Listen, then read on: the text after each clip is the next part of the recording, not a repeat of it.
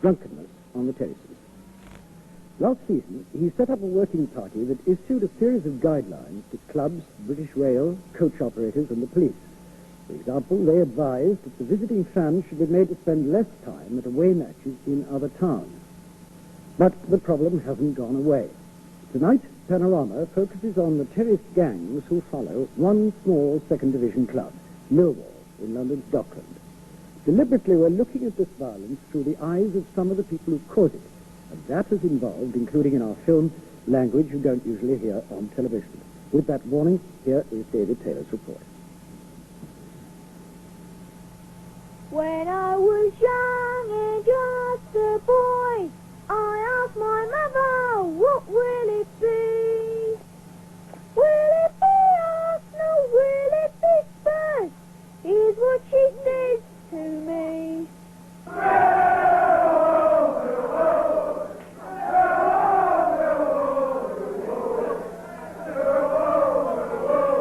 Supporting Millwall can be a costly business.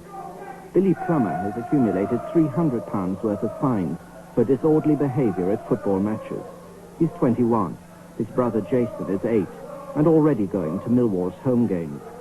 If Jason's not to follow in Billy's footsteps, it will take more than fines and fences to stop him. What will have to change is soccer's subculture, the basic set of values that the terrace fan adheres to.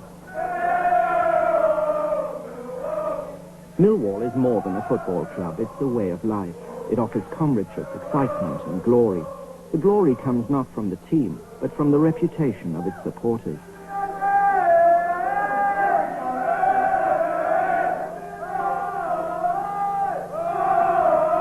We're always in the sort of second and third, with people are frightened of us all over England. The supporters are the best supporters in the lane. They go anywhere. Anyone comes down here, they get slung out, I'll tell you that now. All we're going for, a good game of football, a good punch up and a good piss up. That's all about Millwall.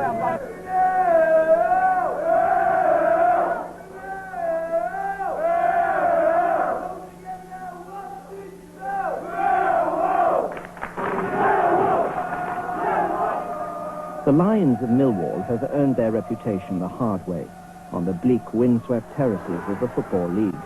Come rain, come shine, a hard core of supporters turn up for away games.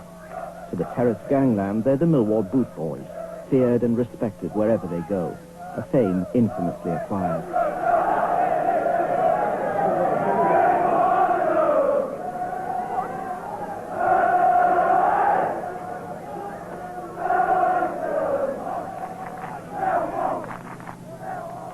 Like any other set of supporters, they cheer on their team, question the referee's parentage, exchange pleasantries with the police, whom they call the Old Bill, and goad the opposition. But within Millwall's terrace army, there are divisions. At the bottom of the hierarchy are the youngsters. They call themselves the halfway line, and when it comes to aggro, they imitate their elders. But as they grow older, they have a career choice to make. Some of them graduate to treatment. They're the ones in the surgical masks. Although one of Millwall's heavy mobs, treatment don't pick fights, but they're always there when they happen. In the trench warfare of the terraces, it's F Troop who go over the top. F Troop are the real nutters, self-confessed loonies like Harry the dog, who go looking for fights and are seldom disappointed. The difference between F Troop and treatment was clearly illustrated when Millwall were away to Sunderland.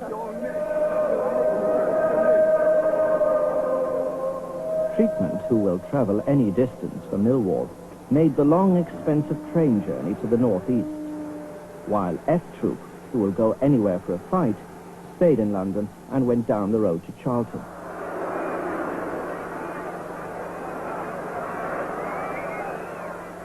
Charlton were playing Millwall's traditional enemy, Tottenham. 5 minutes into the game, this happened.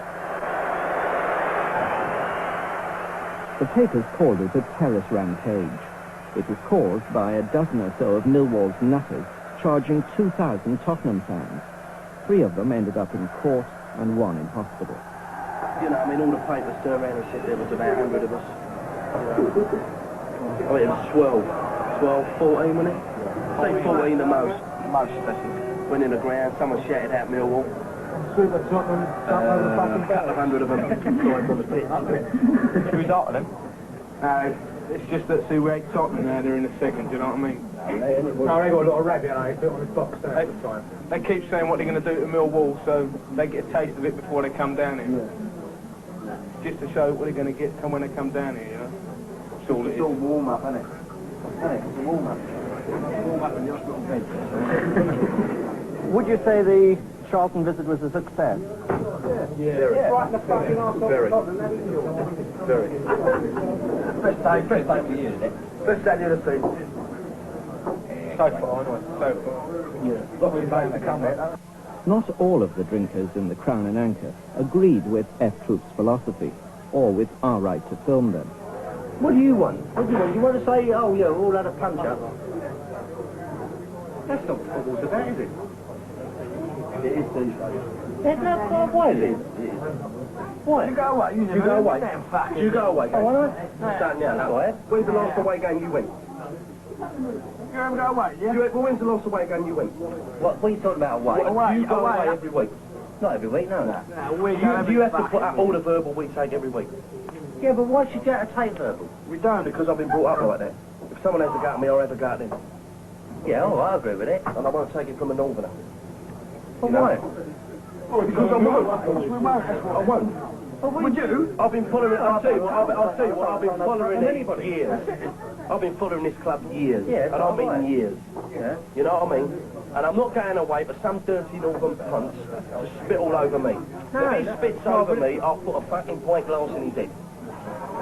There's no doubt that F Troop are Millwall's crazy gang, but the comfortable assumption that they're the only ones who fight on the terraces is far from being the truth.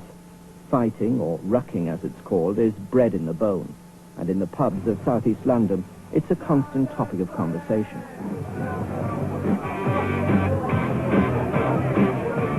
All across the town, all across the night, everybody's driving with forehead lights. Every Thursday night in the Squire in Bromley Road, treatment gather to relive their past exploits.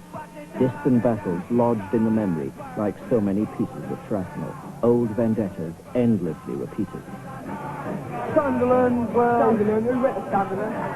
50 stood at Sunderland, the tallest Millwall supporters, 120 travelled, 70 sat in the seats, about 40 of us on the terraces. Come back alive. Rugby, yeah, you know what I mean? Right, we all come back alive, didn't we? Look at the Portsmouth, we went down Portsmouth.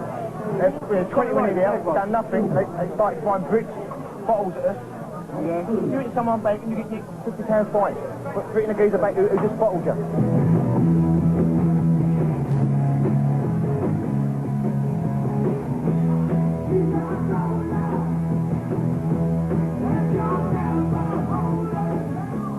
It's always the same here. Tall stories measured out by the pint, amplified hard rock, the constant search for excitement and sensation, for anything that will make these lads' lives seem less humdrum.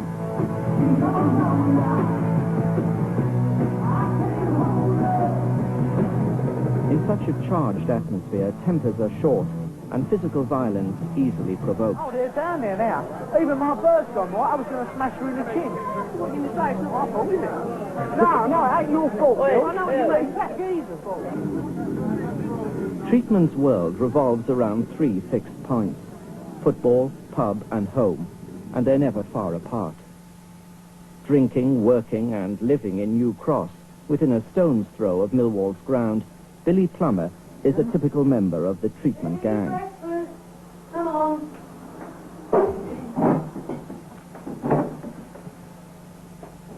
He left school at 13 and is well aware of his limited horizons. I love me mum, you know. Love me mum, of course. Anyone loves their mum, don't they? But I've never had a dad in the respect of a dad. My real dad left home, well, he didn't, my mother kicked him out. Because he used to come home and beat her up and all that, you know what I mean? Second dad, he's inside at the moment.